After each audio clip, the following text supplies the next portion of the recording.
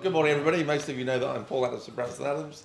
I'm joined today by the lovely Martin and lovely Tony, who we all collaborate together. Thank you to Martin, who I forgot the last time he played, for which I apologise. Freelance saxophone player, and if you want to learn the saxophone, it'll teach you as well.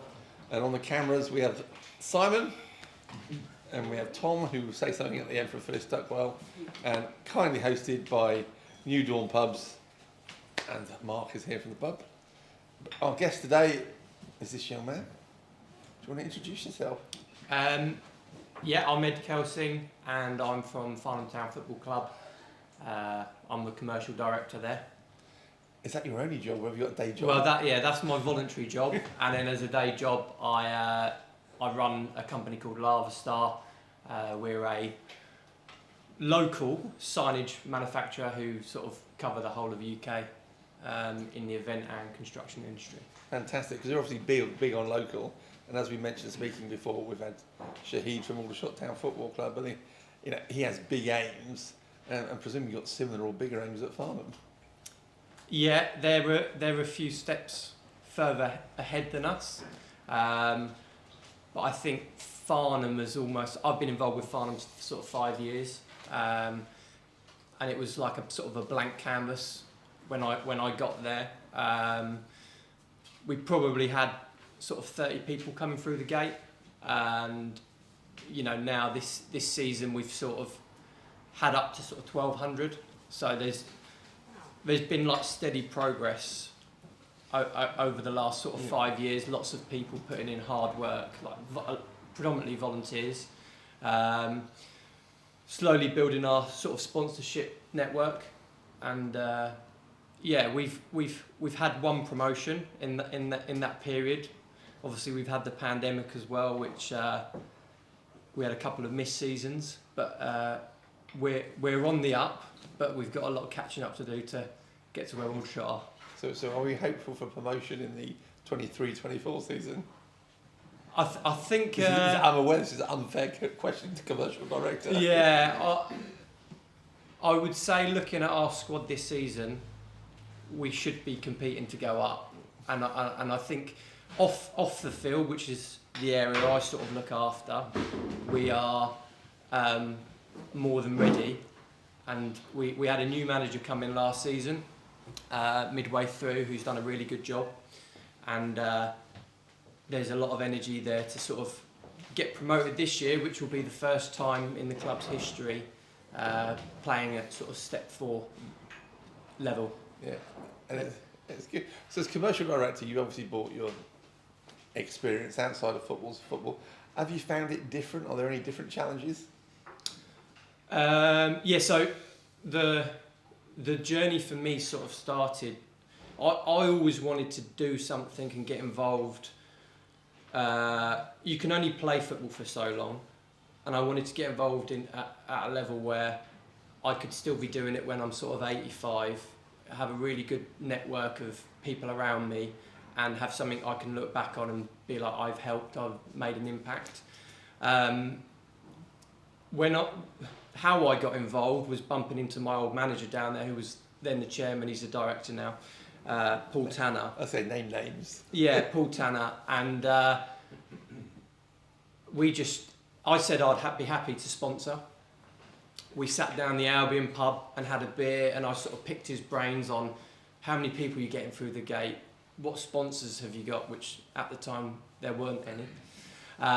What is his aims? What's do you think the level is of where we can go to as a club, and what's our impact on the community at the moment? And I sort of left that meeting going from being a sponsor to really wanting to help.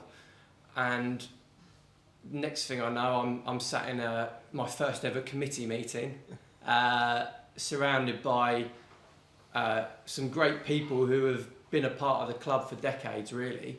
And it just needed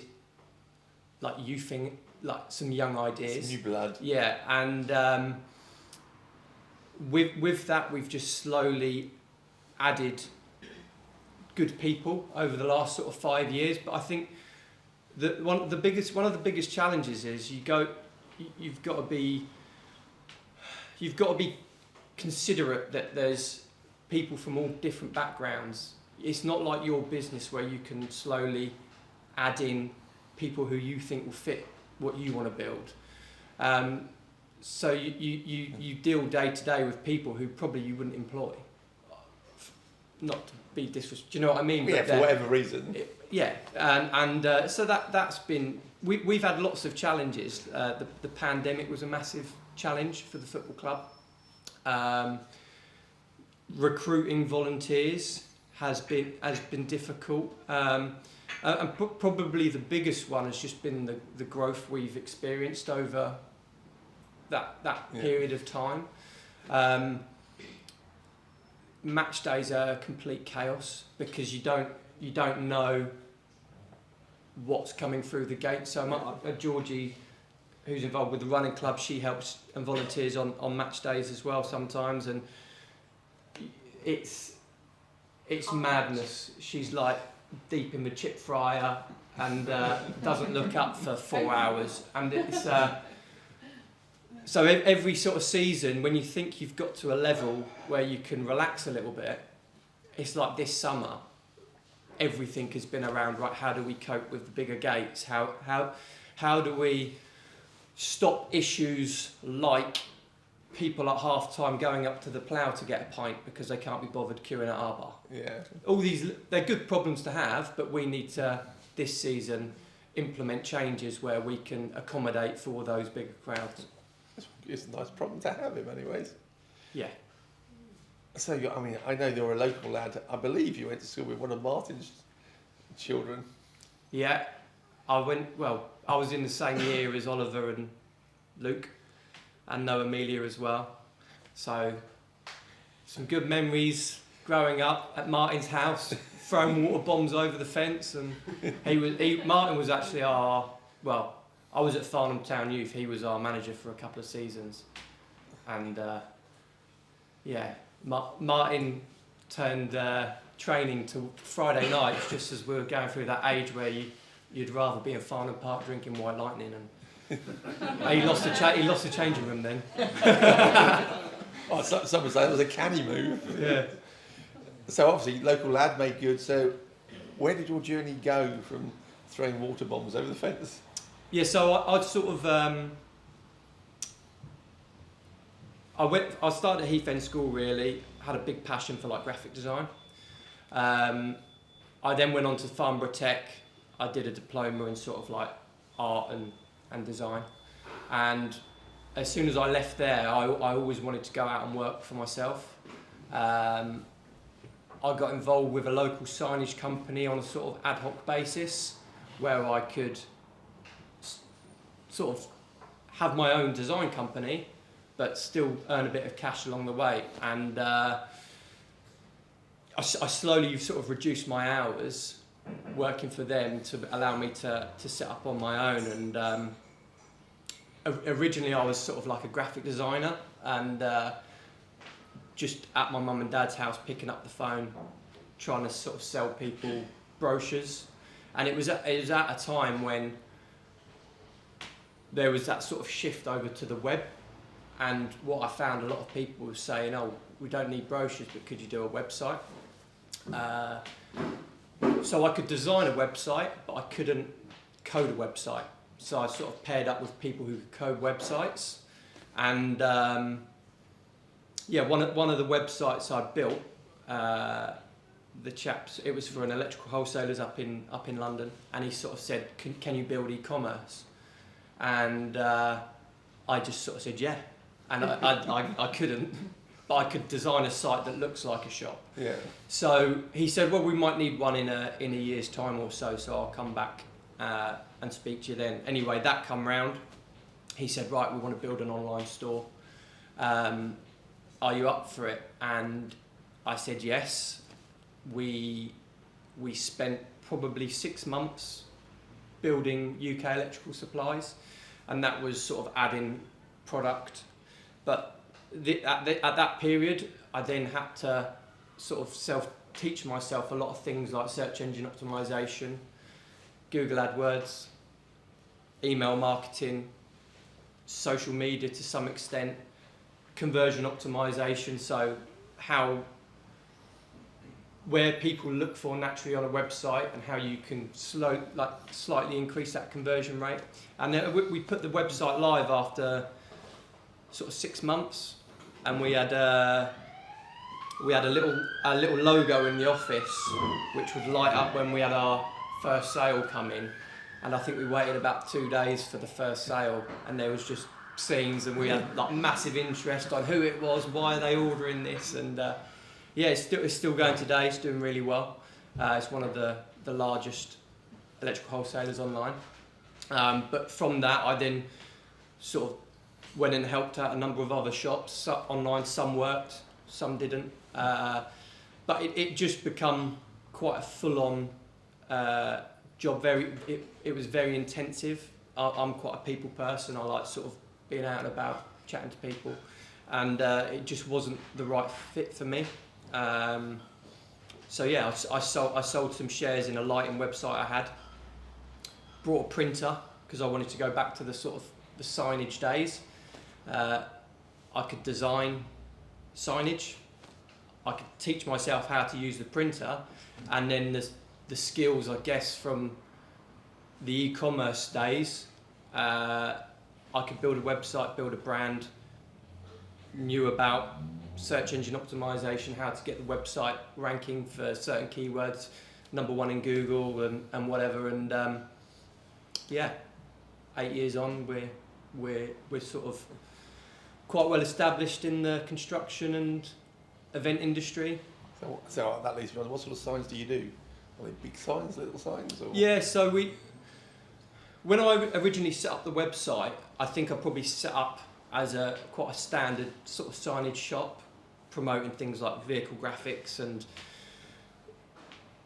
we soon found out the sort of areas we enjoyed, or the work we enjoyed doing, and I could quite easily sort of remove pages out of the website and then put more focus on the things we enjoyed doing, and we could run AdWords campaigns around those, you know, add content to the pages, and you know, we're based in the middle of nowhere, so the business has been built through the strength of the website.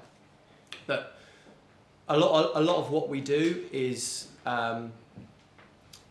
like housing development signage. So we do where you get the printed fences around construction sites. We do a lot of printed hoardings, marketing suites. And in London, you probably see it quite a bit. The graphic shrouds, which wrap the printed wraps around the scaffolding. Yes, they don't mention scaffolding in Farnham. We don't seem to have many printed wraps around our scaffolding, which is a health safety requirement. No, you don't. Yeah. But it's So we've really got a company that we do work we love. We do a lot. We just finished a massive project at Wakehurst Mansions in Kew Gardens. Where we've wrapped, they partnered up with this fantastic visual artist, and the whole building is just wrapped in her artwork, where she's taken pictures of every plant within Wakehurst Mansion, and it got sort of global recognition, and that's the sort of thing we sort of buzz off. It's not. Sounds stunning. Yeah. It's quite interesting. We've done some cool projects. So, I'm looking at contract business for a couple more minutes. What does the future hold? You do more of the same, or expand, retire? Yeah, personally, I'm not like a money-driven person. Yeah. We've organically grown. I would say we do all our online marketing. That's how we got going. But we're organically growing, and we're in a really nice position where we sort of pick our clients. I've got no focus on turnovers or X many staff. We just have a lot of pride in doing cool projects. So yeah, if it carries on growing, I'm happy. But and I'm keen to. I just love business. I love chatting to people about business, and little things interest me. Like, I don't know, potentially one day opening a little cafe, but making it a cool cafe with my little stamp on it, and do you know what I mean? It's and then the football club probably takes up half my life now. which wasn't planned, but I get a lot of enjoyment out of that. Yeah, this is interesting. Because everybody here, I've bored with cricket on many occasions, and I find I've gone through work and then I've discovered that actually I've got other things I do, so I go and coach my cricket. And in many ways, you've been falling into football. Do you find the two actually complement each other? My work and then working at the football club. I've not got any business out of doing anything for Farnham Town. I think personally it's helped me. It's lost my business money because we print all the pitch side boards for nothing and get dragged into all sorts of things. But it's the thing that's taken the most of my time. It's only cost me money, but it's the thing I've taken the most enjoyment out of in my life, which is quite weird, really. You would look at it and you think, why would you want to do that? My experience is a little bit different because, like you, I'm very passionate about what I do at work and outside of work. But in terms of the cricket, there are skills that transfer across because you get teamwork, you get a different dynamic. So there's a bit of cross-fertilisation between trying to run a professional firm and coach cricket. And you learn things either way. And I guess that's similar to you. But would you say that the love of your life is Farnham Town Football Club? My girlfriend probably thinks there's something weird going on there. Yeah. I've cut down on my phone calls in the evenings, but she'll be like, Farnham Town, what are you talking about? It's Farnham Town this, and it's just like...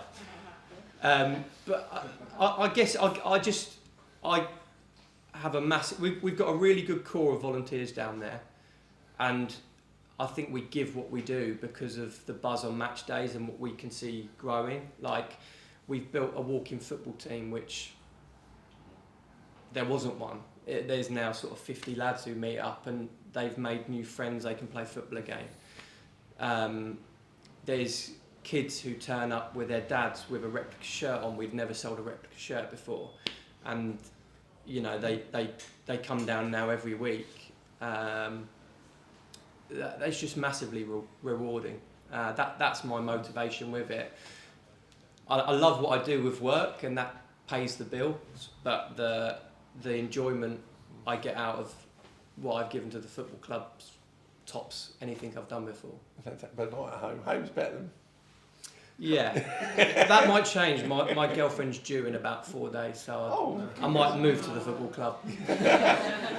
I'm not sure we want to put this online, Simon. Yeah. So if you weren't doing what you're doing now, what do you think you would be doing? I always enjoyed football coaching. I know you were saying about you coach cricket. I at a young age I did a lot in football coaching locally, and then I went to work in the States for a bit, and I got massive enjoyment out of that, and I probably will go back into that. I want to be a Martin Dabb stringer one day. But it's a very a lot of people are doing it. It's hard to make a living in that. But I think I'll probably go back to doing football coaching one day. That's good. And you'd probably enjoy it. I'm trying to think what I was going to ask you next. Farnham. Obviously, you're the football club. We're sat in Farnham. And most football clubs rely on local support. So you've obviously gained some support from the residents and the businesses. In many ways, what can we do to help you?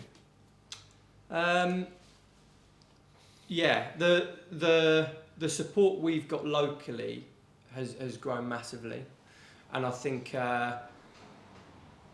we're open to ideas. Like if there's people here who want to volunteer on a match day or help out, there's plenty we can offer.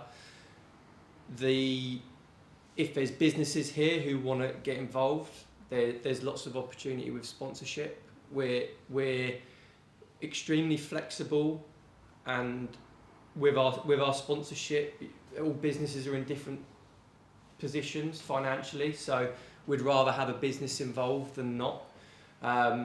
Some people have just been generous and given us some sponsorship money and aren't interested, they just want to give back. But there's other companies who might not want to sponsor us, but in return can give up some free time for their services, and it's all got a value. But so we've got a really good mix of sort of sponsorship packages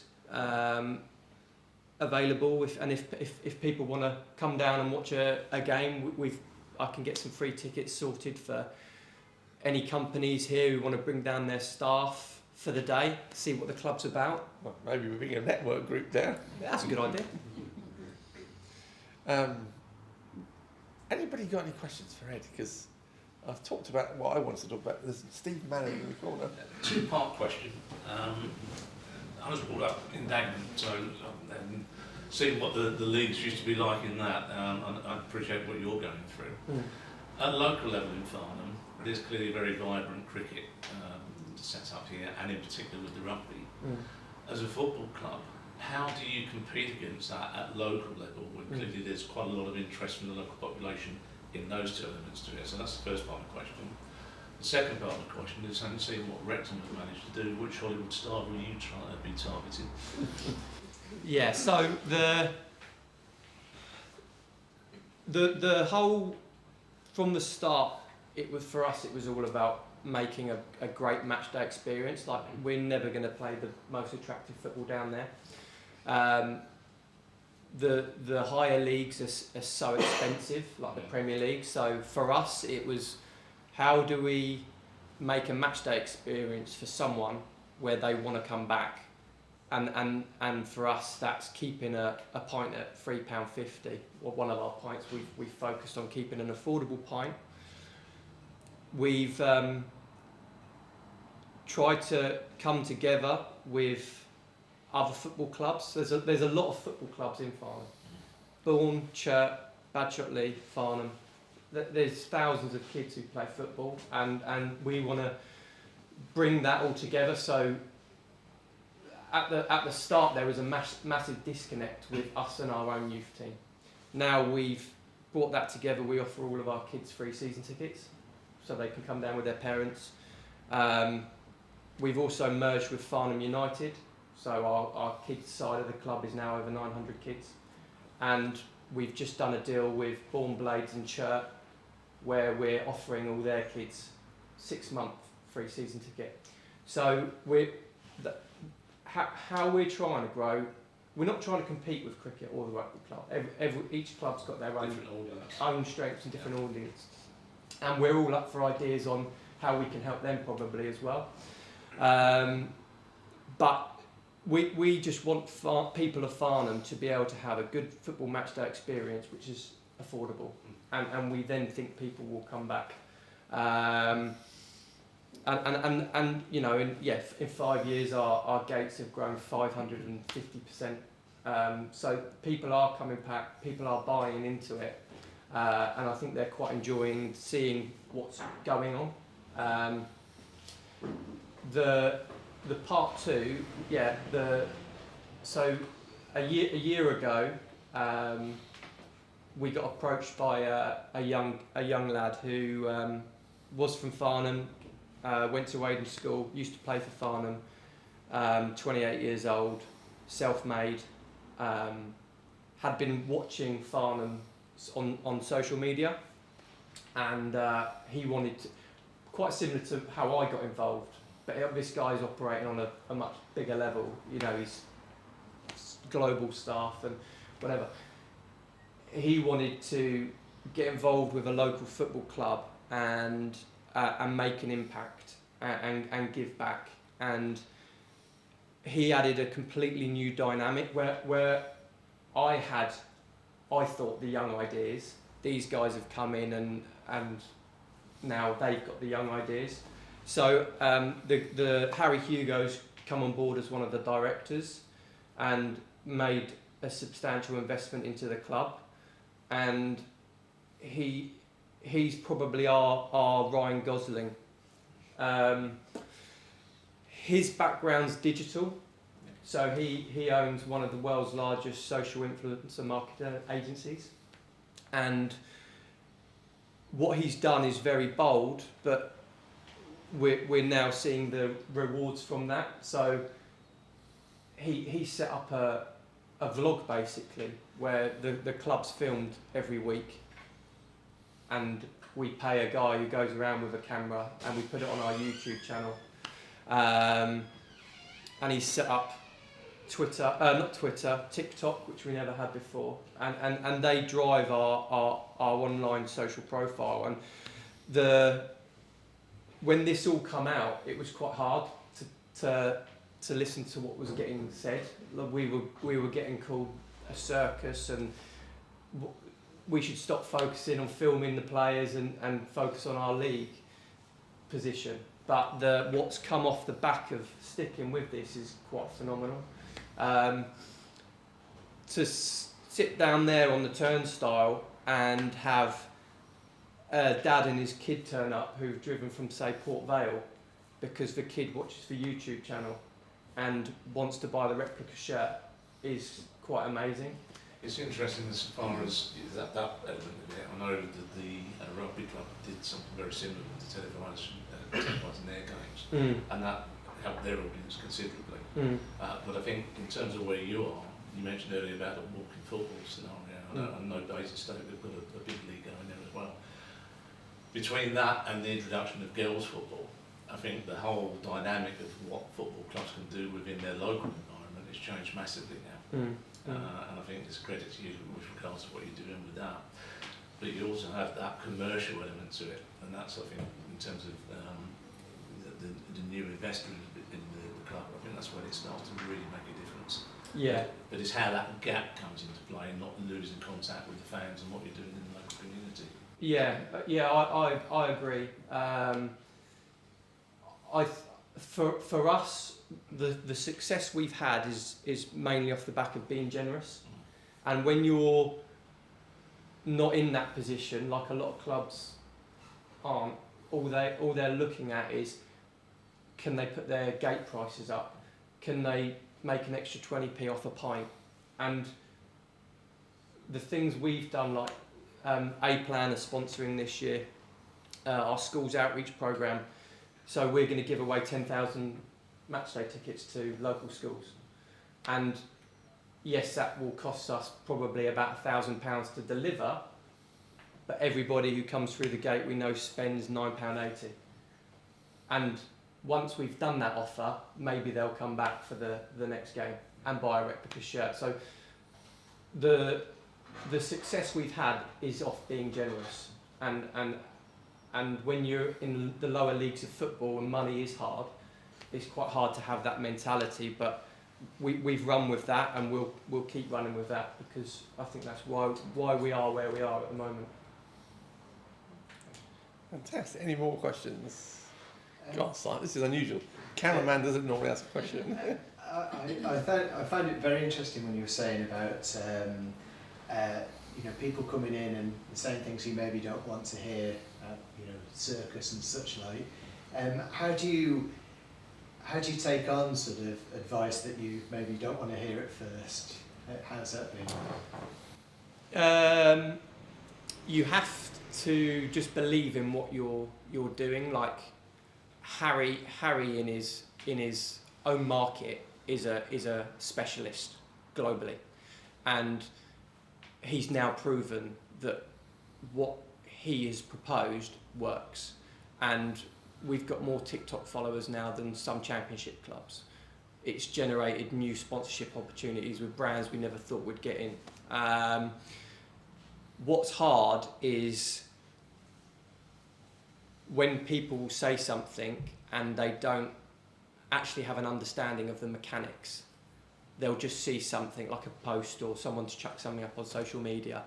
And when you've worked so hard over those years to try and get that reputation of the club up, and someone comes out with a comment or whatever, you sort of want to go back, but you want to stay professional. So I sort of stay quiet and stay off social media. But I know some of the other guys have found it quite entertaining. But the criticism we've come up against today, I think we've answered those critics, and I'm quite proud of our different direction as a club, and how we've engaged with new supporters. And if you look at the clubs that are sort of thriving in and around our area, the Walton and Hershams, Basingstokes, they're very young committees.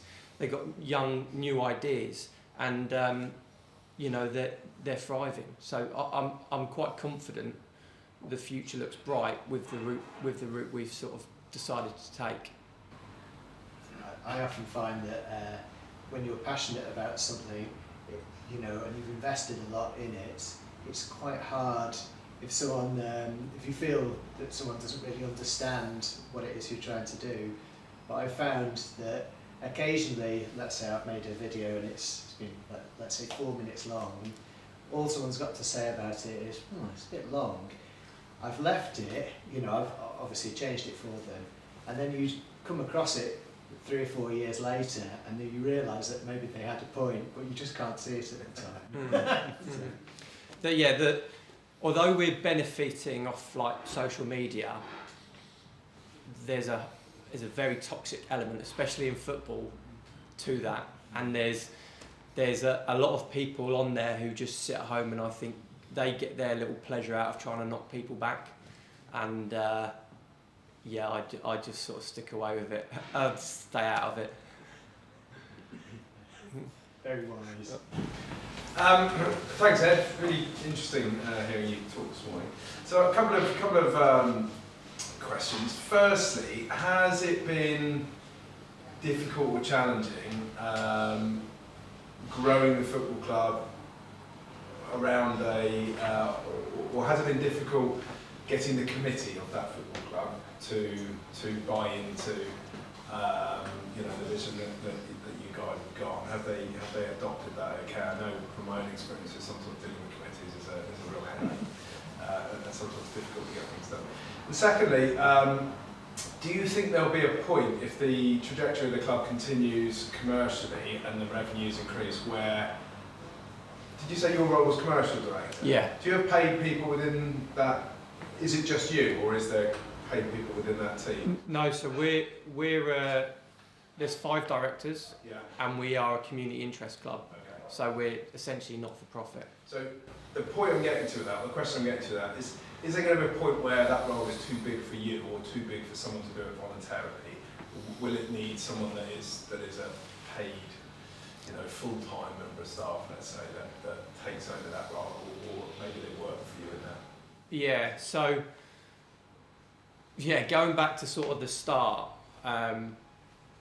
we managed to pick up people like Pete Smith, who was a fan, is someplace for the club, now our groundsman, and 20 other jobs. Keith was involved with the youth, and when the youth made their changes as an organisation, he got involved with the senior side of the club. And I think if people can see others digging in, like the directors aren't shy of doing the burger van or sitting on the turnstile, and I think that's really important. Like, no one's sat down there eating prawn sandwiches and in a suit, and they shouldn't be at that level. So everyone gains quite a bit of respect by doing those sort of things, and I've been very when we've talked about we'll just pay someone to do that job. I think it's very important to keep that level of volunteer still in there, especially at sort of a director level. So a lot of surely at some point the workload becomes too much. I totally get your point, and it's really respectful. But surely at some point you must get to a level where there's too much work, or there's too many commercial opportunities for you as a volunteer to take it on. Yeah. So the level we operate now commercially, you could quite easily pay for someone to do that as a full-time job. And there's probably a lot of areas now where 4 years ago or 3 years ago, these people took on roles, and at the time that role was okay, and with the growth of the crowds and the beast, these people are at sort of boiling point, and I think probably every director's sort of hit that a little bit. And we've got a clubhouse that could be used in the week, but we don't maximise that usage because the person who heads up that side of the thing is capped out because the games are chaos. You leave them exhausted. So, you know, there's discussions about, do we bring in a paid person to run the operations of the clubhouse through the week, and we start doing things like wakes and generate more commercial revenue through that. Pete, who does the pitch, you know, he used to collect a couple of cans pitch side after a game, the amount of rubbish around the pitch. Do you know what I mean? So all these roles have exploded, and if our attendances are growing, then, and it makes commercial sense, I definitely feel like we will go down that route of where we can and where it makes commercial sense have to pay people to do specific roles. We just don't want it to turn into a club where you've got 5 directors who are all sort of sat back not doing anything, and there's loads of people being paid to do roles, if you know what I mean. I've just printed some season tickets actually with the castle on for the... Yeah, my son plays for Churt, and we sponsor Churt, and so Simon, he might know. Yeah, I was speaking to him yesterday, so we're going to distribute them soon. They've got the castle. I love the model. I think what you said earlier about let's give out loads of, you know, I think you said it was 1,000 season tickets you were going to give out to young kids. And if I just look at it through my lens, so I've never been to the football club, but I will 100%, and nothing to do with the sponsorship. First thing I thought, I'll take my son down there. Yeah, that'd be great. And you're right. I think that for me it does 2 things. It engages the community massively, but you get that secondary spend, don't you? It's a great. I think it's a really bold but really clever tactic, actually. So many people wouldn't know we're in the centre of Farnham. Yeah. Like, they've come down from a school's outreach programme ticket and said, we never knew this was here, we'd come back. And I actually think we're now operating at a level where we're impacting local businesses as well. People are going to Cafe Piccolo for a bite to eat before, and do you know what I mean? It's bringing trade into the town. So, hopefully us being generous continues to help businesses in Farnham and the club. He's asked the point about the committee. Is the committee thing a challenge? Has that been a challenge over the last 5 years where you've done this, we've been on this growth trajectory? Has that been... Yeah, like the club before was never even, it was like an unassociated organisation. So there's been so much change in bodies and structure. Before it was just all run on cash, bits of paper with notes on, and you know, it was all over the place. And we've you know, all our invoicing's now done on Xero. There's been so many things put in place to get to where we are, and with that comes stresses normally, and then you have to make the changes. You know, we're a committee of about. We got the main board, and then we've got the sort of volunteers committee. There's about 15 of us, and I think most people have had a head loss at some point over something silly, but everyone cares so much, is putting in so much energy. Like the pandemic was a prime example with social distancing. You know, you've got that many people down the club, and a couple of rules are broken, and everyone's in uproar, and people are giving their different opinions about what is right, what isn't right, and it's been massively challenging. But I do feel like we're now at a level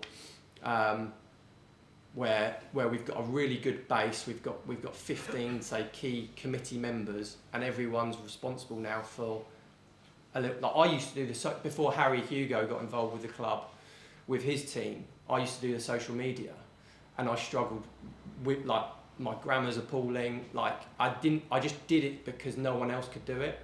He's taken that weight off of me now, so I can focus more on the the community aspect and the sponsorship.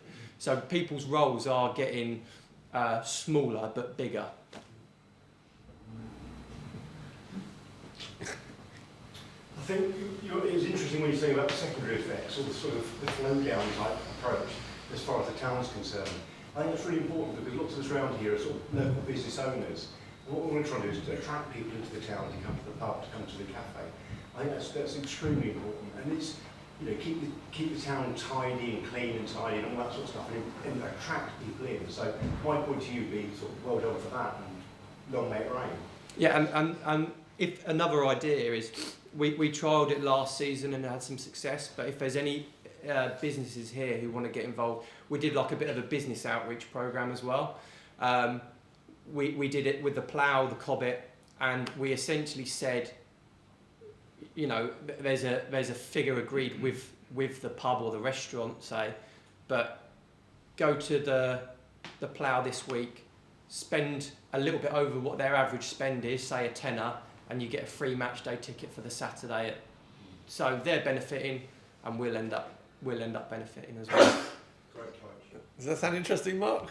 Yeah, very much so. Yeah, yeah, I think it's great. I think a big part of this is these sort of initiatives and community clubs is having a connection with businesses in whatever way it is, because everybody benefits. The business benefits, the club benefits, the town benefits, and I think it's really important to, you know, to promote that as you know, as much as possible. And I sit on the Farnham Chamber of Commerce Committee, and we're trying to, you know, rebuild that after it kind of fell over a little bit during COVID. And again, these sort of things are just going through our mind. You know, what can we do to try and work together and you know, just bring the business community in with the town community, because it just actually makes for a better town. Yeah, I think it's like, if I called a lot of companies and said, would you sponsor Farnham Town Football Club? A lot of people probably see sponsorship locally as a board will go up, and then you'll hear from them in a year's time about paying the next invoice. So I've been very conscious about it's got to work for both sides. But yeah, so any ideas people have, how we can help them and you can help us, we're open to that. Well, it's really interesting because Mark mentioned the Chamber of Commerce. I sit on the bid committee, and we have Liz, who's the chairwoman, and we're always talking about footfall and bringing stuff into Farnham. And most of the people here know that I do Father Christmas. If the town council or anyone else who asks me, so if you need Father Christmas, turn up at your Christmas game. Let me know. That's interesting. So we're all working together to try and promote football. So what you'll do is really interesting. It's probably worth a chat with Liz at the end to see if we can incorporate that in something within the bid. Yeah, no, definitely. Yeah. Sorry, going to develop Farnham to be the centre of the known universe. Are we done with questions for this young man who's been... I've got a question actually. I used to football coach very young children, well under 10s. Can have a job. Yeah, voluntarily.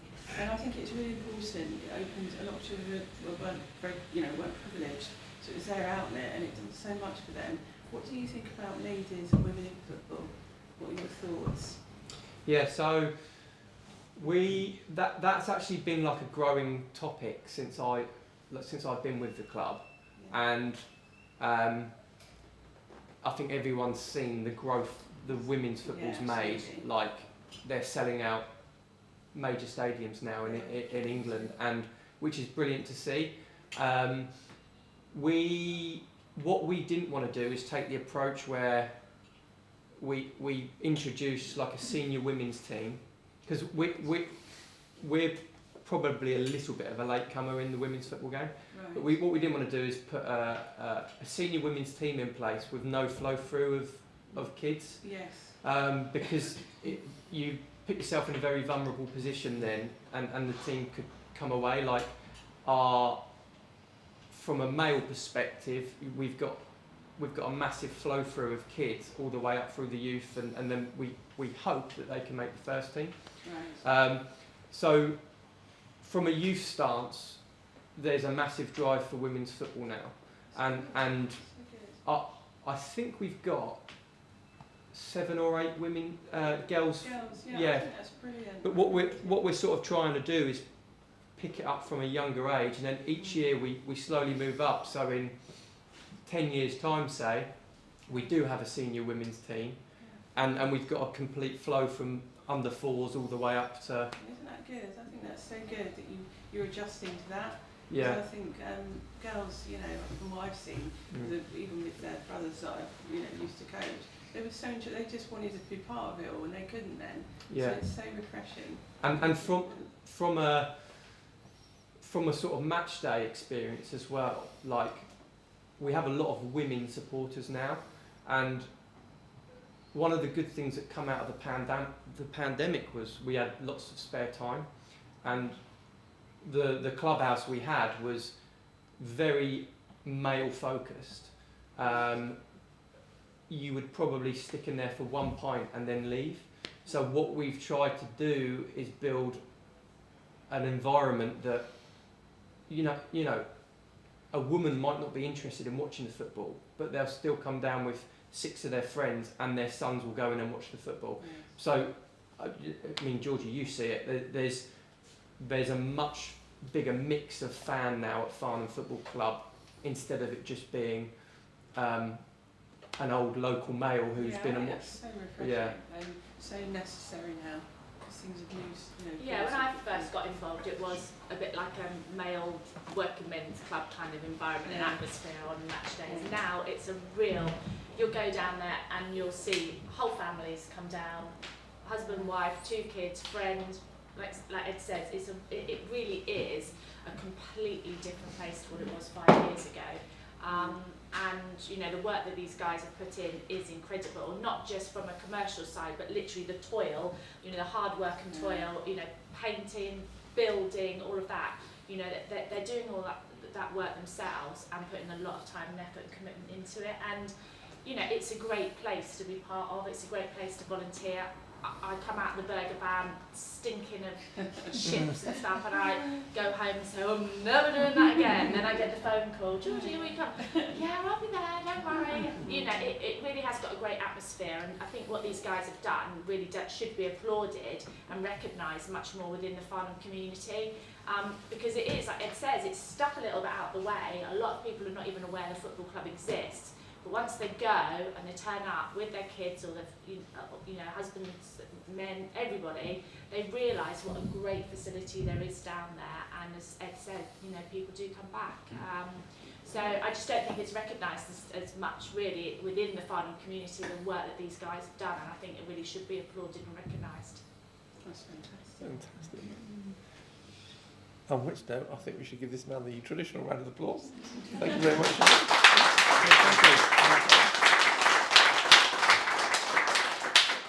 Tom, it's that time. Tom from Phyllis Tuckwell. Hello.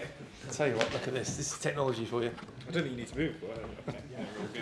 But yeah, thank you. First of all, thank you all so much for coming down and supporting us again, like you've done every month. It's fantastic, and you know, we're raising a lot of money through this as well, which is amazing for hospice. Lots of stuff going on at the moment. We're in a really, really exciting time. We're in the middle of sort of event season as well, so we've got so many different events going on.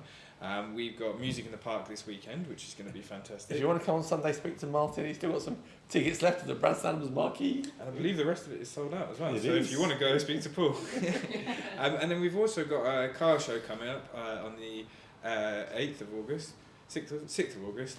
But both those events, I don't need to say about because they're all sold out. So, Well, thanks for that. But the main thing that we got going on at the moment is, for those of you that don't know, we are in the process of building a new hospice. We're really at the start of that process. So we are, as a fundraising team, moving out of the hospice in the next sort of 2 weeks or so. So we're very close on that. So where are you going? So we are going to the Headway House building in Farnham for the all the office stuff like the finance, the fundraising, and also the clinical admin stuff as well. We're going to go down there as well. But obviously they're sending out the fundraising and IT teams to test everything out before we send the clinical services down, which I think is very sensible. So the expendable ones. Yeah, exactly. And then what else we're doing is we're not stopping any services over the new build. We have a care home in Camberley that we've got a wing of that we are taking over the whole of that wing, and that is where we're going to move the IPU to as well. That is the last thing to move across. And then we also have the Beacon Centre in Guildford that we've had for years, but we're expanding the services out of that as well. So none of our services will be stopping over the course of the build, but it's really exciting times and really something to be part So of. when does the last person move out? End of August. End of August we'll be fully moved out. Like I said before, planning permission and everything has all been approved now. So it's all available, and we're still just going through at the moment through the sort of private funding period. It's going to cost roughly 16 million to do, 10 of which we already have, and then we're sort of doing private individuals, trust, that kind of thing at the moment, and then in next year, around the springtime, is when we will come out to the public and look to raise the last money to finish off that build as well. We're still planning on doing the walk we did 5 years ago, Absolutely. which actually looks like it will be the end of September. So it looks like we might be walking to a building site. So we'll sort that out. Will you come to Headway afterwards as well and make you a cup of tea? You're on, I'll tell you. Absolutely. New Dawn Pubs have hosted us. Mark has gone to do his day job. So thank you to him. Thank you to Martin on the saxophone, remembered twice today. Enjoy. Get to know everybody. And final round of applause for young Ed.